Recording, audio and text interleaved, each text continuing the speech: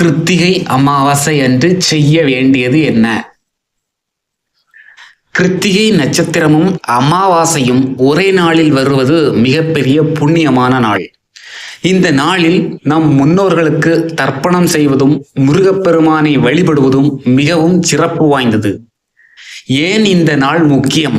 இந்த நாளில் என்ன செய்ய வேண்டும், என்ன செய்யக்கூடாது, எப்படி வீட்டிலேயே எளிய முறையில் பூஜை செய்யலாம், இவற்றையெல்லாம் விரிவாக பார்ப்போம். அமாவாசை என்பது முன்னோர்களை நினைத்து வழிபடக்கூடிய நாள், அது அனைவருக்குமே தெரியும். கிருத்திகை என்பது முருகப்பெருமானுக்கு மிகவும் உகந்த நட்சத்திரம். இவை இரண்டும் சேரும்போது அந்த நாளில் பித்ரு தோஷம் நிவர்த்தி அடையும், குடும்ப ஒற்றுமை கிடைக்கும், குழந்தை பாக்கியம் கிடைக்கும், கடன் சுமை குறையும், மன அமைதி கிடைக்கும். இந்த நாளில் செய்யப்படும் பிரார்த்தனை பல மடங்கு பலன் தரும் என்பது சாஸ்திரங்கள் பல நூற்றுக்கணக்கான வருஷங்களாக சொல்கிறது. காலையில் என்ன செய்ய வேண்டும் என்றால், அதிகாலையில் எழுந்து குளித்து விட வேண்டும். முடிந்தால் பக்கத்தில் இருக்கும் கடலில் போய் குளியுங்கள். முடியாதவர்கள் வீட்டிலேயே உள்ள தண்ணீரில் நீராடலாம். அப்படி நாம் குளிக்கும் போது நாம் சொல்ல வேண்டிய மந்திரம் ஓம் நமச்சிவாயா அல்லது ஓம் சரவண பவ என்று ஜெபித்து கொண்டு குளிக்க வேண்டும். பின்னர் வீட்டை சுத்தம் செய்து விளக்கு ஏற்ற வேண்டும். முன்னோர்களுக்கு எப்படி வழிபாடு செய்ய வேண்டும் என்றால், முன்னோர்களின் புகைப்படத்திற்கு முன்பு பூ, பழம், வெற்றிலை, பாக்கு, பூ மல்லிகை பூவாகவும் இருக்கலாம் அல்லது பிச்சி பூவாகவும் இருக்கலாம், அதை பற்றி கவலை இல்லை. இவற்றை வைத்து நாம் பூஜை செய்ய வேண்டும். அதன் பிறகு காக்கைக்கு உணவு வைப்பது மிக மிக சிறப்பு. ஏனென்றால் காக்கை தான் முன்னோர்களின் வடிவமாக நம்மளை சுற்றி வருகிறது. முக்கியமாக எள் கலந்த சாதம் வைத்து வழிபட வேண்டும். எங்கள் முன்னோர்கள் அனைவரும் ஆசீர்வதிக்க வேண்டும் என்று மனதில் நினைத்து அவருக்கு பூஜை செய்து படையலை வைக்க வேண்டும். இவ்வாறு நாம் மனதார வேண்டும் போது குடும்பத்தில் உள்ள பல தடைகள் நீங்கி அனைத்து நிம்மதியும் அனைத்தும் வெற்றியடையும். தொழிலாக இருக்கட்டும், செய்யும் வேலையாக இருக்கட்டும், எங்கு சென்றாலும் நிம்மதியாக வைத்து வரும் ஒரு நிம்மதி கிடைக்கும். முருகப்பெருமானுக்கு நாம் செய்ய வேண்டியது என்னவென்றால், முருகப்பெருமானுக்கு அரளிப்பூவோ, மல்லிகை பூவோ, பன்னீர் பூவோ அல்லது செம்பருத்தி பூவோ, ஏதேனும் ஒரு பூ, செம்பருத்தி பூ, அரளிப்பூ, மல்லிகை பூ, பன்னீர் பூ, இவை ஏதேனும் ஒரு பூவை வைத்து 108 முறை முருகப்பெருமான் படத்தின் முன்பு இருந்து ஓம் சரவண பவ என்று ஜெபிக்க வேண்டும். அல்லது கந்த சஷ்டி கவசத்தை படித்து வாருங்கள்.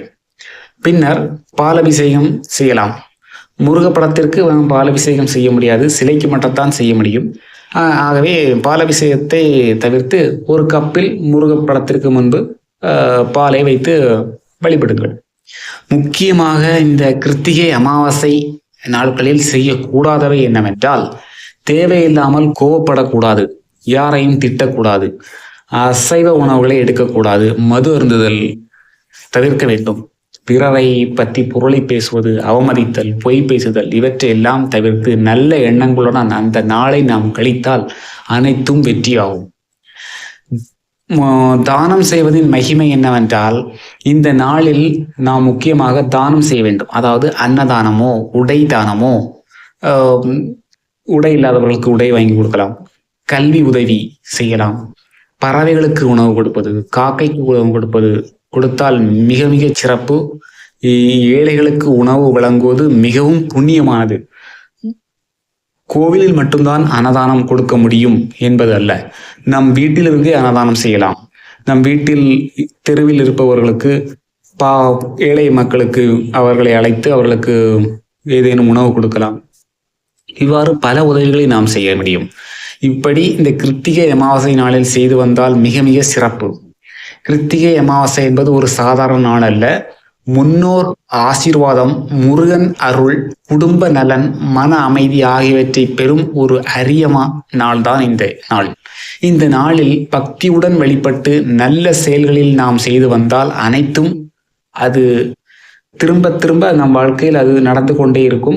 நல்ல வழியில் நம் மனம் செல்லும். இவ்வாறு செல்லும் போது முருகப்பெருமானின் அருளும் முன்னோர்களின் ஆசீர்வாதமும் நமக்கு எப்போதுமே நம்முடைய குடும்பத்தில் நிலைத்து நிற்கும். இதனால் நம் குடும்பம், சந்ததியினர் மற்றும் நம் குழந்தைகள் அனைவரும் மகிழ்ச்சியோடும் அவர்கள் செய்யும் காரியம், நாம் செய்யும் தொழில் அனைத்தும் வெற்றியடையும்.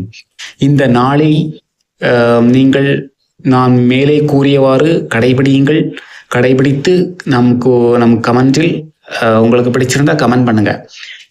ஜூன் மாதம் 13ஆம் தேதி கிருத்திகை வருகிறது நட்சத்திரம், 14ஆம் தேதி அமாவாசை வருகிறது. அமாவாசையும் கிருத்திகையும் 2 வெவ்வேறு நாட்களில் வருகிறது. இந்த வரும் ஜூன் மாதத்தில் நீங்கள் மேற்கொண்ட அனைத்தும் கடைபிடித்து பயன்பெறுங்கள். வேல்வேல் முருகன் அரோகரா என்று சொன்னால் மிகவும் சக்தி வாய்ந்தது.